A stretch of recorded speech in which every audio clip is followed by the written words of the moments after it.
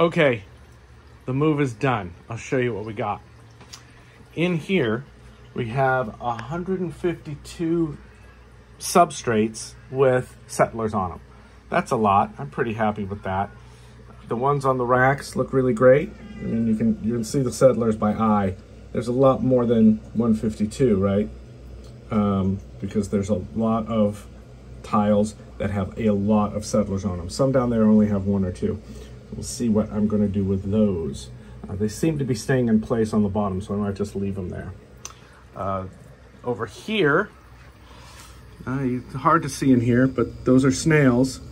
So this is where those tiles were, and the snails that I harvested from the rest of the system were in here as well. So I'm going through and making sure that they are being collected so I can use them again.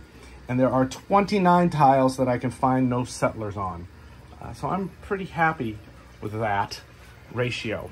Over here as well, I'm doing these tiles only had a few settlers on them, so I'm doing a longer term, larger urchin test to see what happens with them. And here is where I am putting, there's no urchin in there right now, but tiles that have a lot of algae on them, I'm sticking in there. So I'm putting one of my large urchins in and letting it go to town. So far it seems like it does a pretty good job.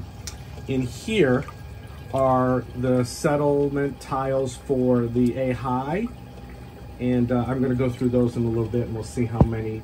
I'm not I don't think there's a lot of settlers, so we'll see how that goes.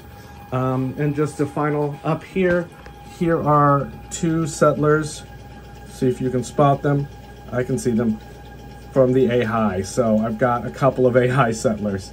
The fertilization didn't go well. They crashed. But besides that, it looks like I have a butt ton of baby corals to deal with, and they are in their new home. So there you go.